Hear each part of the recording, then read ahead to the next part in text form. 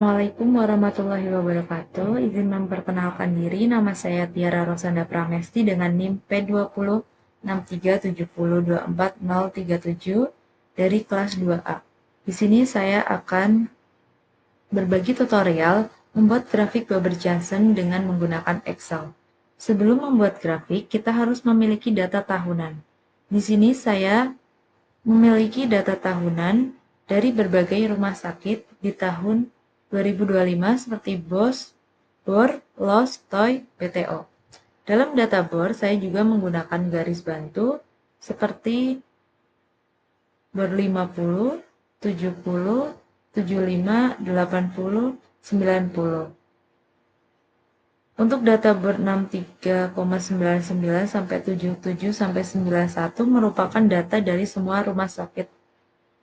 Selain itu, kita juga harus mempunyai titik koordinat, yaitu sumbu X dari TOY dan sumbu Y dari LOS. TOY didapat dari, kita kasih contoh di 69,39 sama dengan 100 dikurangi nilai dari bornya. Untuk LOS-nya sama dengan 100 dikurangi nilai dari TOY-nya. Rumus ini digunakan pada semua data BOR. Selanjutnya ada nilai BTO 30, 20, 15, 12,5 sebagai garis bantu. Untuk nilai 56,01 sampai 73,71 didapat dari data rumah sakit. Cara mendapatkan nilai TOY dan LOS, contoh kita ambil di nilai 56,01. Caranya sama dengan 365 dibagi nilai dari BTO-nya. Lalu untuk loss-nya sama menggunakan rumus seperti TOY tadi dan lakukan pada semua data BTO. Lalu saya juga mempunyai daerah efisien sebagai acuan data yang sudah ada untuk menilai apakah penggunaan tempat tidur dari RSUD tersebut sudah efisien atau belum. Selanjutnya kita dapat langsung belajar bagaimana membuat grafik Weber Johnson. Yang pertama kita blok dulu data dari BOR-nya, lalu kita pilih insert, lalu chart, lalu kita bisa memindahkan grafik kita ke sheet selanjutnya dengan klik move chart.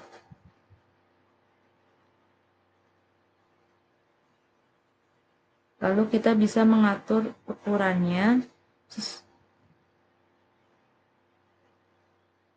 sesuaikan saja. Lalu kita bisa mengubah titelnya menjadi grafik Weber Johnson.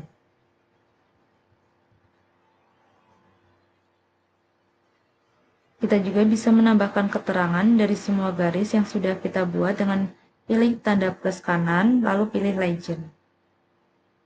Lalu kita akan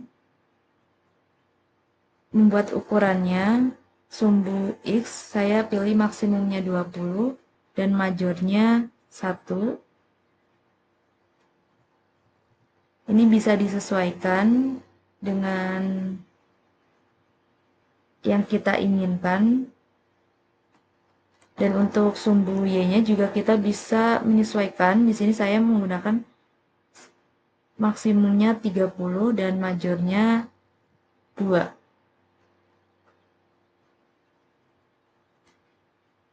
Selanjutnya, kita bisa tambahkan keterangan garis biru di sebagai BOR dari data BOR yang sudah ada. Caranya, kalian bisa pilih insert, illustration, lalu ada shift, lalu tambahkan text box.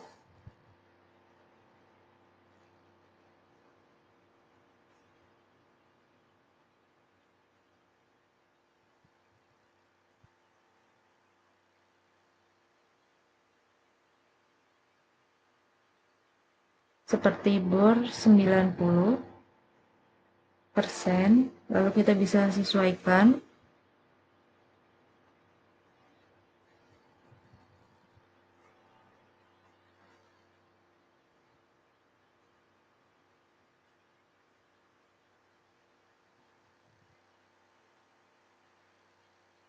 Mohon maaf, di sini seharusnya bor ya. Lalu kalian bisa lakukan pada semua garis yang ada di grafik ini.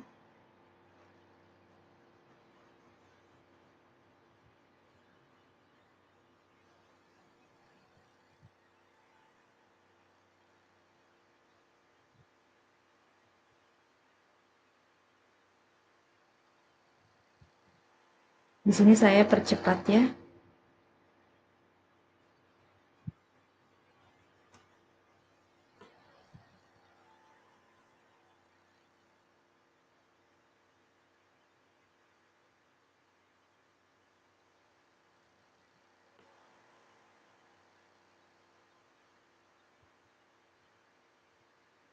Lalu kita bisa tambahkan garis BTO dengan klik kanan pada grafik, lalu pilih select data, lalu add, lalu masukkan namanya BTO 30.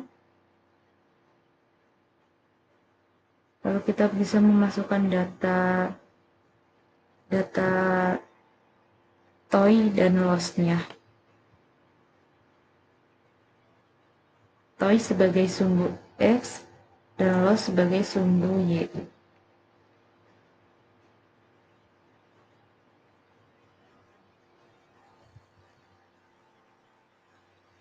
Lakukan pada semua nilai BTO.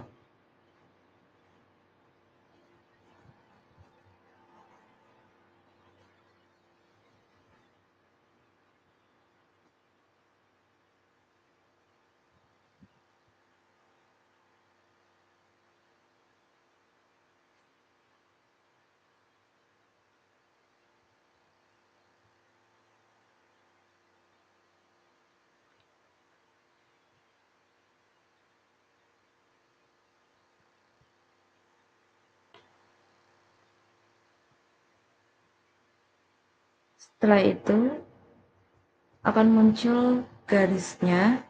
Lalu kita bisa membuat daerah efisien dari tabel ketiga. Klik kanan pada grafik, select all, lalu bisa add.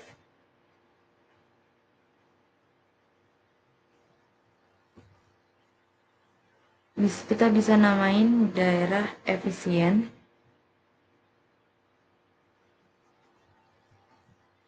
Lalu kita ke sheet 1, masukkan data X-nya, lalu data Y-nya.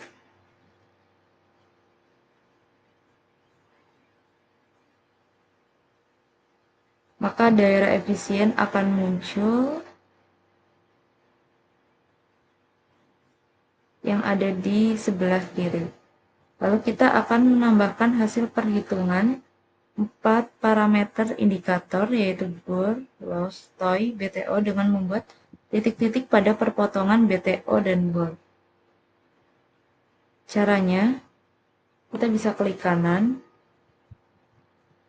lalu select all seperti biasa, lalu kita add.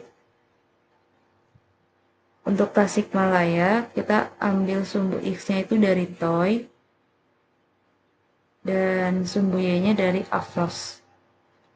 Lakukan pada semua rumah sakit.